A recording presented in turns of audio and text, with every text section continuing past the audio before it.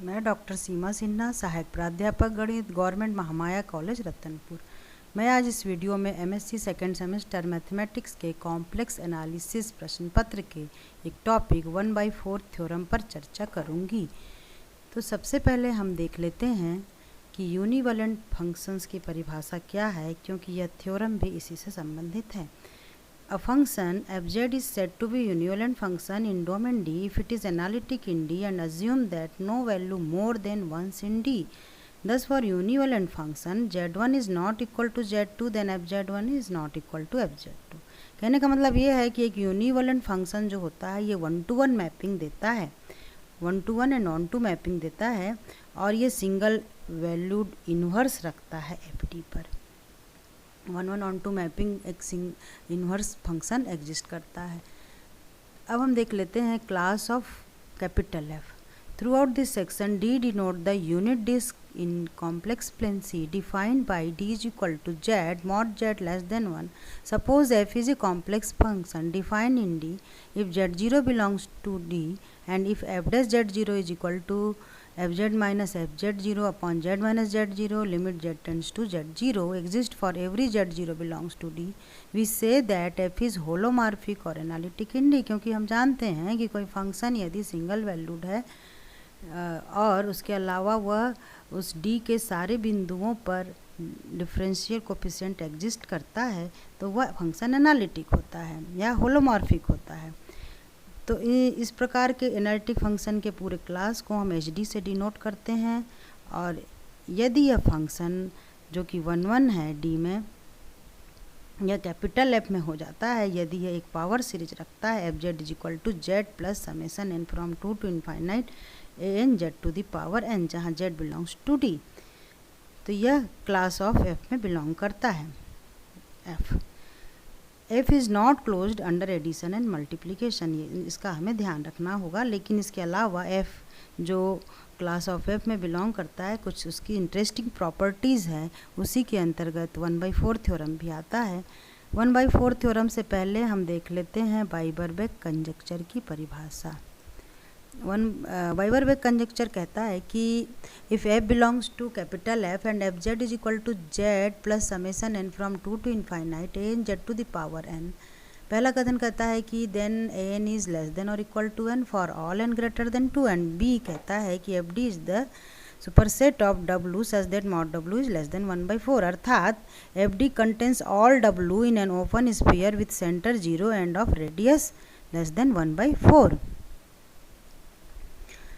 Statement कहता है 1/4 theorem का कि यदि f बिलोंग करता है कैपिटल एल एफ में और एफ जेड की value z plus summation N from 2 to infinite A N Z N से दी जाती है तो मॉड ऑफ ए एन छोटा होगा या बराबर होगा 2 से, और b कहता है F D is the superset of w mod w is less than 1/4, मतलब कि एफ डी कंटेन करता है वो सारे w को जिनके लिए मॉड w लेस देन 1/4 होता है।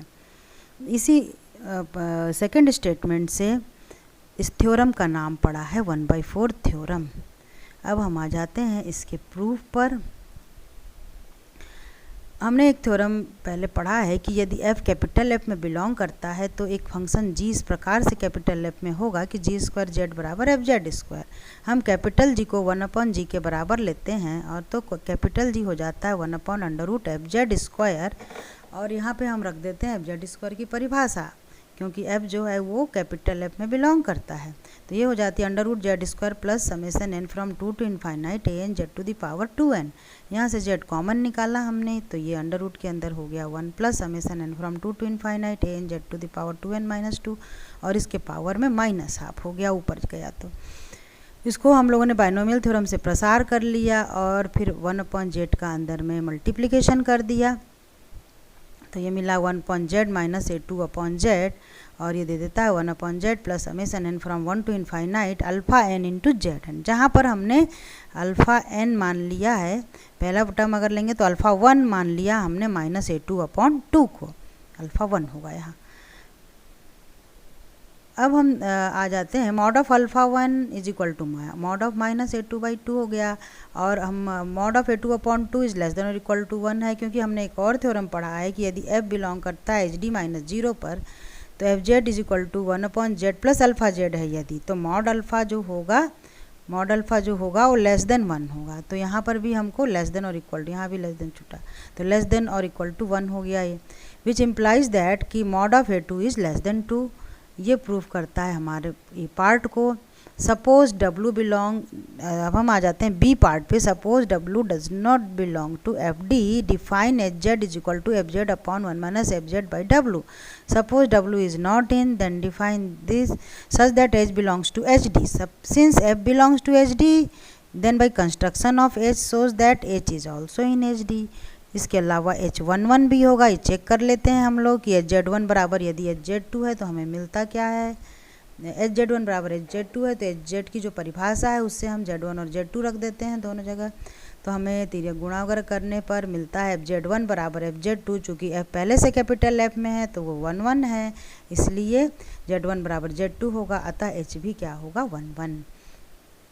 अब हम HZ बराबर लिख लेते हैं FZ1 minus FZ by W की पावर -1, और FZ का भी हम प्रसार कर लेते हैं Z plus A2 Z square, क्योंकि कैपिटल F में है, और यहाँ पर बाइनोमियल थ्योरम से प्रसार कर लेते हैं 1 plus FZ by W plus and so on.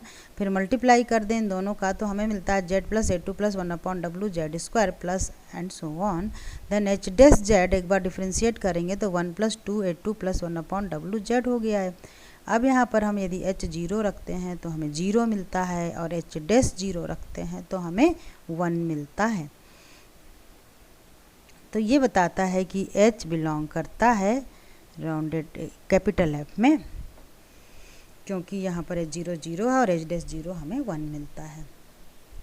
अब हम जो हमको A वाले पार्ट में प्राप्त किया था उसको हम लोग इसमें रख देते हैं H वाले फंक्शन के लिए भी। तो 1 upon W minus mod of A2 is less than mod of 1 upon W plus A2, and mod of 1 upon W plus A2 is less than और इक्वल टू 2, क्योंकि हमने A में ये देखा था। तो 1 अपॉन W का मॉड जो है वो छोटा हो जाएगा 4 से, यदि हम इसको पलट देंगे तो मॉड W बड़ा हो जाएगा या बराबर हो जाएगा 1 अपॉन 4 से, for all W which is not in FD। तो यहाँ से हमको एक रिजल्ट मिल जाता है कि FD जो है वो सारे डिस्क को कंटेन करता है जिसके लिए मॉड W लेस देन 1/4 होता है। ये बी पार्ट को प्रूव करता है। Thank you.